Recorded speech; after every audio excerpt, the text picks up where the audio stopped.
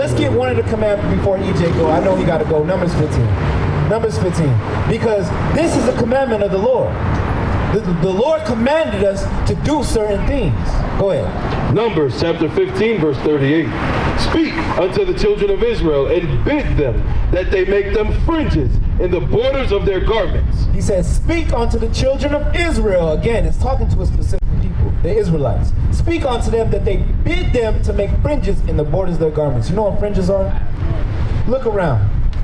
You see these brothers around you? These things on the bottom of our shirt are called fringes. They are called fringes, right? We are supposed to put these on the bottom of our garments as a defense mechanism to stay away from sin. Now, finish that out. Throughout their generations. So as long as we're generating, we got to have these fringes at the bottom of our garments. And if you ask me, it looks fly, right? Don't it look cool? Read it. And that they put upon the fringe of the borders a ribbon of blue. A ribbon of blue. You see how everybody got a ribbon of blue? His dark blue, mine's light, his a little light, dark. You see? It's a ribbon of blue. Go ahead. And it shall be unto you for a fringe, that ye may look upon it, and remember all the commandments of the Lord. Hold on, young lady. Hold on. Give us a second, okay? Give us a second. Like I was talking to my brother EJ, these fringes are for what? Read it again. And it shall be unto you for a fringe, that ye may look upon it, and remember all the commandments of the Lord. This fringe that I have on the bottom of my garments is to remember the commandments. You see what I'm saying? Think about it. Exactly. Let me give you an example, a prime example, right? You're about to commit adultery or fornication, right? What's the first thing you got to do? You got to take off your shirt, right? You look down, you're like, oh, snap. I can't do this, right? This is a defense mechanism to stay out of sin. And this is a very important thing. Let me get Zephaniah 1 and 8. Because the Lord said he's going to come back and he's going to judge those people that are on this earth that are dressed in strange apparel. And if we don't got fringes on our garments, we're in strange apparel to the Lord. He looks at us like, oh, you ain't got fringes. You ain't following the commandments. Right? Right. Go ahead, read that. Zephaniah chapter 1 verse 8. Bring it up. And it shall come to pass in the day of the Lord's sacrifice that I will punish the princes and the king's children. So in the day of the Lord's sacrifice, the day he comes back to judge the princes and the king's children, which are us. Who was the kings on this earth? King David, King Solomon. Christ is the king. And we are the lineage of him. He's going to judge us for what? And all such as are clothed with strange apparel. Strange apparel is not wearing fringes on your garments. You see what I'm saying? Strange apparel is women wearing things that pertain to a man. Strange apparel is men wearing dresses. That's what we see a lot nowadays, right? Men wearing these wicked abominations to the Lord. He said he's going to come back and judge his people. Absolutely. Absolutely. Absolutely. When I'm swimming, the only time I take this thing off, fringes off, is when I'm in the shower. I ain't eating, man. That's how we got to instill to our children. We got to let them know these are the commandments and we got to follow them at all costs. At work, sometimes, you know what I'm saying, I wear a muscle shirt, I wear it under my shirt, but they still on. I can feel them. You see what I'm saying? This is what we got to do, man. The Lord said he required this of you. Come back to God's commandments. Now let me ask you one more thing, man. You eat pork? You eat pork? You eat shrimp, crab, lobster? You don't like shrimp? What about crab and lobster? When you got it, carne elevada, yeah. Hey, bro. The Lord tells us that these things are unclean. And he said it's a sin to eat these things. Did you know that? All praises. Let's teach him. Go ahead. Leviticus chapter 11 verse 7. Right. And the swine, though he divide the hoof. How you doing, young lady? We're going to get to you. What's your name? Yvette. Javette? Yvette. Yvette? Okay, we're going to get to you. Let me teach my brother about the Levitical law. Go ahead. And the swine, though he divide the hoof. Look, let's start up. All praise to the Most High. Let's start up at 1 so he understands what we're reading. Go ahead. Leviticus chapter 11 verse 1. And the Lord spake unto Moses and to Aaron, saying unto them, Speak unto the children of Israel. It's redundant. Everything we bringing out, the fringes. the following of the commandments, the Levitical law. This is all to a specific people on this planet. Go ahead. saying, these are the beasts which ye shall eat among all the beasts that are on the earth. So he's about to tell them what beasts are clean and what beasts are unclean to eat. Go ahead. Whatsoever parteth the hoof and is cloven-footed and cheweth the cud among the beasts, that shall ye eat. So do you know what part of the hoof means? That means when their feet are divided like that. Because a hoof, what is a hoof? Your feet. Like a foot, right? Your and they foot. said he divided the hoof into two parts and doeth what? Cheweth the cud. So cheweth the cud means it's a digestive thing. You know how a cow has multiple stomachs? They eat, then they regurgitate, then they eat it again. That's what cheweth the cud means.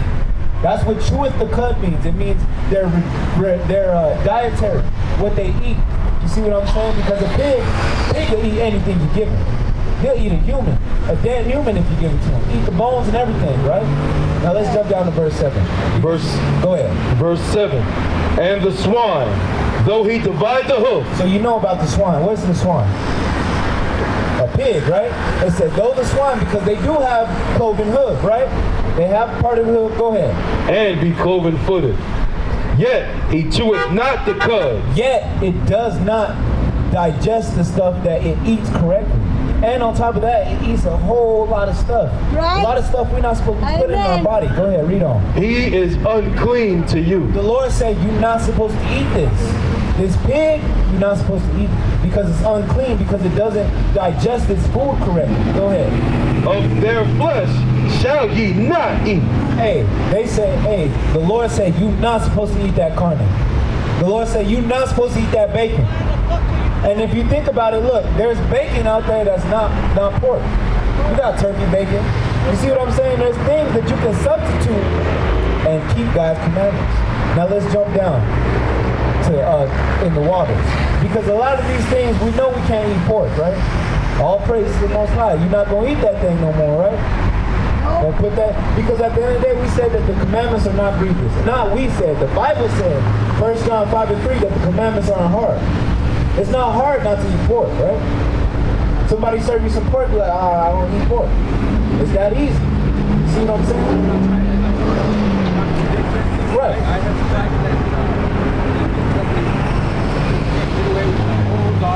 Hey.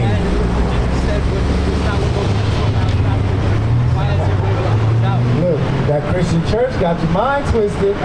Look, a lot of our people think that too, man. We're going to go over that. Yeah, we're going to go over that. Let's go over that. Because a lot of our people think that just because Christ said that means that, oh, anything we can eat in. The law is done away with. But let's read that Christ said out of his own mouth that I come not to destroy the law or the prophets, but to fulfill. You know what I want, Matthew? Because at the end of the day... Go right to what he's talking about, Mark 7. All right, let's deal with it. Mark chapter 7, verse 15.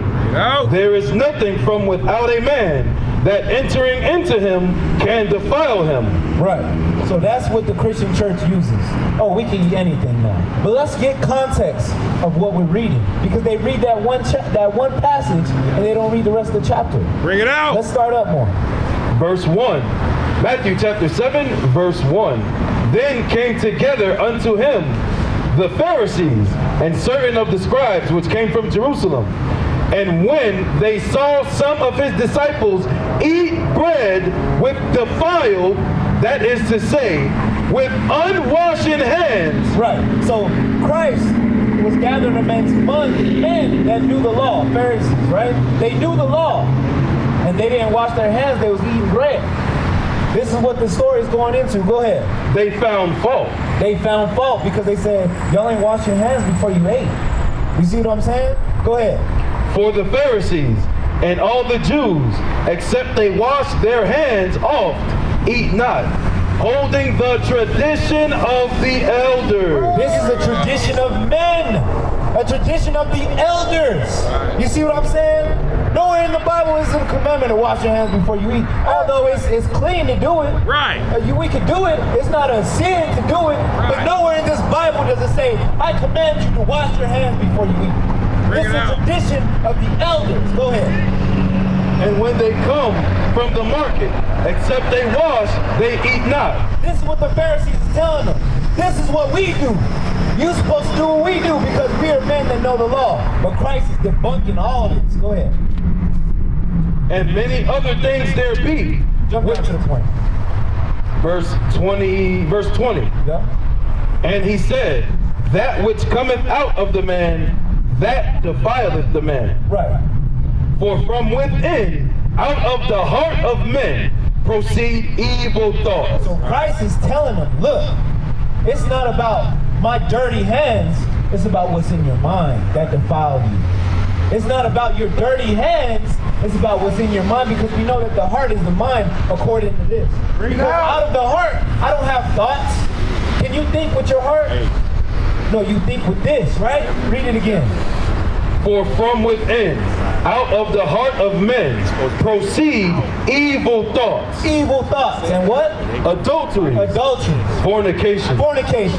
Murders. Murders. Theft. Covetousness. Covetousness. Wickedness. Wickedness. Deceit. Deceit. Lasciviousness. Lasciviousness. And evil eyes. And evil eyes. Blasphemy. Blasphemy. Pride. Pride. Foolishness. Foolishness. All these things come from within and defile the man. They come from in here, not from your dirty hands. You see what I'm saying? This is what defiles you, not this. And this is what Christ is talking about. The Christian church will take that one passage and say, oh, Christ said this, that means we don't have to eat. We can eat whatever we want. I can eat my pork chops. When Christ said, I come not to destroy the law or the prophets, but to fulfill. He said, look, I'm not coming to destroy the law. I'm not coming to take no law out of here but the sacrificial law. Because we don't have to sacrifice animals because Christ was that ultimate sacrifice. He was the blood of the lamb. So we don't have to sacrifice doves and turtles and all these things. You see what I'm saying? But Christ did not come to destroy the Levitical law, the dietary law, the civil law, the dress code. He ain't come to destroy these things. Because what sense does it make, right? If I'm eating pork all my life and I'm committing murders, can I get into the kingdom of heaven? Yes. No. We got to follow the law to get into the kingdom of heaven, right? Go ahead. Matthew chapter 5, verse 17. This is Christ himself. It's in red writing. Show the brother so he see. It's in red writing. You see that? That means Christ is speaking, and he said what? Think not that I am come to destroy the law. Christ ain't coming to destroy the Levitical law. Christ ain't coming to destroy the moral law, the civil law. Christ is not coming to destroy nothing but the sacrificial law. So we don't have to sacrifice animals no more. Read again. Think not that I am come to destroy the law or the prophet. Or what the prophets made. Because at the end of the day, Moses was a prophet, right? He gave you law, statutes, and commandments. He said, I'm not coming to destroy the law or what the prophets spake, but to what? I am not come to destroy, but to fulfill. The pain and suffering that he would be prophesied to go to. Because when Moses said he would be spitting on the cross, these are all the things that they prophesied. They said that Christ would go through these things to save the nation of Israel. He said, I come to fulfill that. He's not talking about fulfilling the law. Now it's done, it's gone away with it. So now I can eat pork, shrimp, crab, and lobster. So now I can do whatever I want, commit all manners of wickedness, do adultery, do whatever I want. Christ said, I come not to destroy the law. You see what I'm saying? This is what Christ said out of his own mouth. So we gotta understand, look, these things we gotta keep. We gotta stop eating pork. Because that's a part of the sin. Now let's go.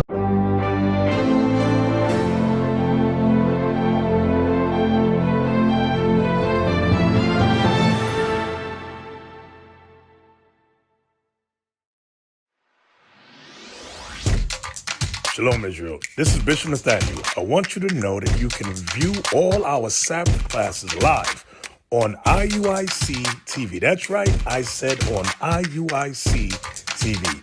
Download the app today. Shalom. What is the nation?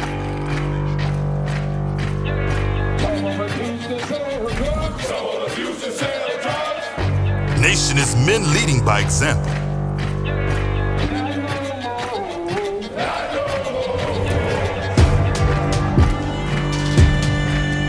Nation is family.